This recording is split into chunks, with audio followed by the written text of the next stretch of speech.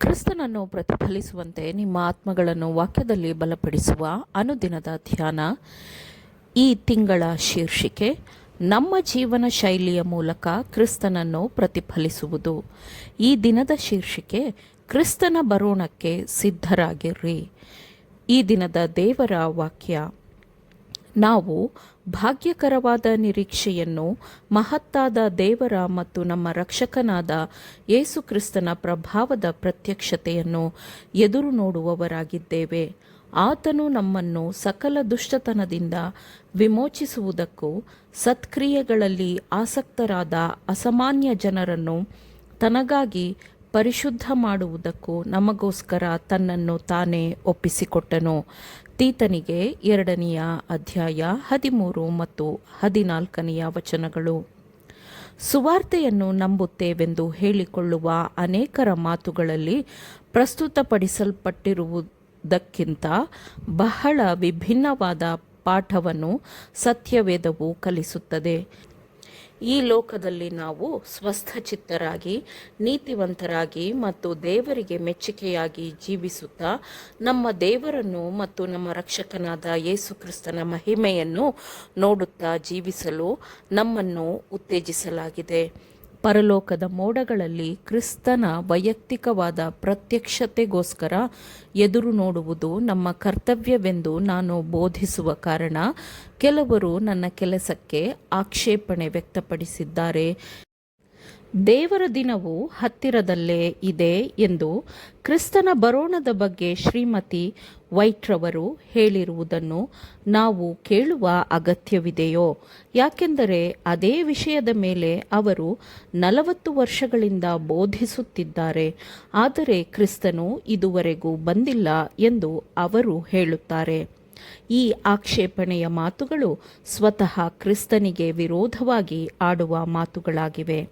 ಇಗೋ, ನಾನು ಬೇಗನೆ ಬರುತ್ತೇನೆ ಎಂದು ಕ್ರಿಸ್ತನು ತನ್ನ ಪ್ರೀತಿಯ ಶಿಷ್ಯನ ಬಾಯಿಯ ಮೂಲಕ ಹೇಳಿಸಿದ್ದಾನೆ ಮತ್ತು ಅದಕ್ಕೆ ಯೋಹಾನನು, ಹಾಗೆಯೇ ಆಗಲಿ, ಕರ್ತನಾದ ಯೇಸುವೇ, ಬಾ ಎಂದು ಉತ್ತರಿಸುತ್ತಾನೆ. ಯೇಸು ಈ ಮಾತುಗಳನ್ನು ತನ್ನ ಜನರಿಗೆ ಎಚ್ಚರಿಕೆ ಮತ್ತು ಉತ್ತೇಜನದ ಮಾತುಗಳಾಗಿ ಹೇಳಿದನು.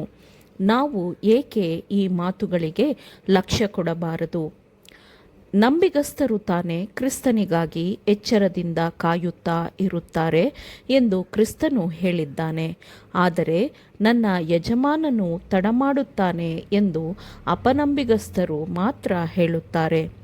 ಅವರು ಹಾಗೆ ಹೇಳಿ ತನ್ನ ಜೊತೆ ಸೇವಕರನ್ನು ಹೊಡೆಯಲು ಪ್ರಾರಂಭಿಸಿದರು ಮತ್ತು ಕುಡುಕರೊಂದಿಗೆ ತಿನ್ನಲು ಕುಡಿಯಲು ಆರಂಭಿಸಿದರು. ಕ್ರಿಸ್ತನ 2ನೆಯ ಬರುವಿಕೆಯ ನಿಖರವಾದ ಸಮಯವು ಪ್ರಕಟವಾಗಿಲ್ಲ. ಆ ದಿನದ ವಿಷಯವೂ ಆ ಗಳಿಗೆಯ ವಿಷಯವೂ ಯಾವ ಮನುಷ್ಯನಿಗೂ ತಿಳಿದಿಲ್ಲ ಎಂದು ಯೇಸು ಹೇಳಿದ್ದಾನೆ. ಹಾಗೆಯೇ ನೀವು ಸಹ ಇದನ್ನೆಲ್ಲ ನೋಡುವಾಗ ಆ ದಿನವು ಹತ್ತಿರವಿದೆ, ಬಾಗಿಲಲ್ಲೇ ಅದೆ ಎಂದು ತಿಳುಕೊಳ್ಳಿರಿ ಎಂದು ಯೇಸು ಅವರಿಗೆ ತನ್ನ ಬರೋಣದ ವಿಷಯವಾಗಿ ಗುರುತಿನ ಸೂಚನೆಗಳನ್ನು ಕೊಟ್ಟನು. ನನ್ನ ಬರೋಣದ ಸೂಚನೆಗಳನ್ನು ನೀವು ನೋಡುವಾಗ, ಅವು ಸಂಭವಿಸುವಾಗ ಮೇಲಕ್ಕೆ ನೋಡಿರಿ, ನಿಮ್ಮ ತಲೆ ಎತ್ತಿರಿ, ನಿಮ್ಮ ಬಿಡುಗಡೆಯು ಸಮೀಪವಾಗಿದೆ ಎಂದು ಕ್ರಿಸ್ತನು ಹೇಳಿದ್ದಾನೆ. ಈ ವಿಷಯಗಳನ್ನು ದೃಷ್ಟಿಯಲ್ಲಿಟ್ಟುಕೊಂಡು ಸಹೋದರರೇ, ಆ ದಿನವು ಕಳ್ಳನಂತೆ ನಿಮ್ಮ ಮೇಲೆ ಬರತಕ್ಕದ್ದಲ್ಲ. ನೀವು ಕತ್ತಲೆಯಲ್ಲಿರುವವರಲ್ಲ, ನೀವೆಲ್ಲರೂ ಬೆಳಕಿನವರೂ ಹಗಲಿನವರೂ ಆಗಿದ್ದೀರಷ್ಟೇ ಎಂದು ಅಪೊಸ್ತಲನು ಹೇಳಿದ್ದಾನೆ. ಕ್ರಿಸ್ತನ ಬರುವಿಕೆಯ ಗಳಿಗೆಯು ನಮಗೆ ತಿಳಿದಿಲ್ಲದ ಕಾರಣ ನಾವು ಈ ಲೋಕದಲ್ಲಿ ಭಾಗ್ಯಕರವಾದ ನಿರೀಕ್ಷೆಯನ್ನು, ಮಹತ್ತಾದ ದೇವರ ಮತ್ತು ನಮ್ಮ ರಕ್ಷಕನಾದ ಯೇಸು ಕ್ರಿಸ್ತನ ಪ್ರಭಾವದ ಪ್ರತ್ಯಕ್ಷತೆಯನ್ನು ಎದುರು ನೋಡುತ್ತಾ ಸ್ವಸ್ಥಚಿತ್ತದಿಂದ ಮತ್ತು ಒಳ್ಳೆಯ ನಡತೆಯುಳ್ಳವರಾಗಿ ಜೀವಿಸಬೇಕು. ಆತನ ಜನರು ಆತನ ಪ್ರತಿನಿಧಿಗಳಾಗಿ ತಮ್ಮ ವಿಶಿಷ್ಟವಾದ ಗುಣಸ್ವಭಾವಗಳನ್ನು ಕಾಪಾಡಿಕೊಳ್ಳಬೇಕು. ಪ್ರತಿಯೊಬ್ಬರಿಗೂ ಮಾಡಲು ಕೆಲಸವಿದೆ. ಜನರು ದೇವರೊಂದಿಗಿನ ಯಶಸ್ವಿ ಕೆಲಸಗಾರರಾಗ ಬಯಸಿದರೆ ಶ್ರೀಮಂತರು ತಮ್ಮ ಬೊಕ್ಕಸವನ್ನು, ಗೌರವಾನ್ವಿತರು ತಮ್ಮ ಪ್ರಭಾವವನ್ನು, ಕಲಿತವರು ತಮ್ಮ ಜ್ಞಾನವನ್ನು, ಬಡವರು ತಮ್ಮ ಸದ್ಗುಣವನ್ನು ಈ ಕೆಲಸಕ್ಕೆ ತರಬೇಕು. ಅವರು ಕ್ರಿಸ್ತನ ಮುಖದಲ್ಲಿ ಪ್ರಕಾಶಿಸುವ ದೇವರ ಮಹಿಮೆಯ ಬೆಳಕನ್ನು ತಮ್ಮ ಜೀವನದ ಮೂಲಕ ಪ್ರತಿಫಲಿಸಲು ತಮ್ಮನ್ನು ತಾವು ದೇವರೊಂದಿಗಿನ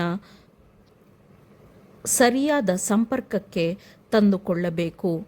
ಬರಲಿರುವ ಮಹಾ ತೀರ್ಪುಗಳ ಬಗ್ಗೆ ಅವರು ಜನರಿಗೆ ಎಚ್ಚರಿಸಬೇಕು. ಅವರು ಜನರಿಗೆ ಕ್ರಿಸ್ತನ ಪ್ರತಿನಿಧಿಗಳಾಗಿ ಕ್ರಿಸ್ತನನ್ನು ಪ್ರತಿಫಲಿಸಬೇಕು. ಆಮೇನ್. ದೇವರ ವಾಕ್ಯಗಳನ್ನು ಶ್ರದ್ಧೆಯಿಂದ ಆಲಿಸುವವರು ಮಾತ್ರವೇ ಆಗಿರದೆ ಪಾಲಿಸುವವರೂ ಆಗಬೇಕೆಂದು ನಿಮ್ಮನ್ನು ಉತ್ತೇಜಿಸುತ್ತೇನೆ. ಪರಿಶುದ್ಧಾತ್ಮನ ಸಹಾಯದಿಂದ ಆಲಿಸಿದ ನಿಮ್ಮೆಲ್ಲರಿಗೂ ಧನ್ಯವಾದಗಳು. ಮತ್ತೆ ದೈನಂದಿನ ಧ್ಯಾನಕ್ಕಾಗಿ ನಾಳೆ ಸಂಧಿಸೋಣ. ಆಮೇನ್.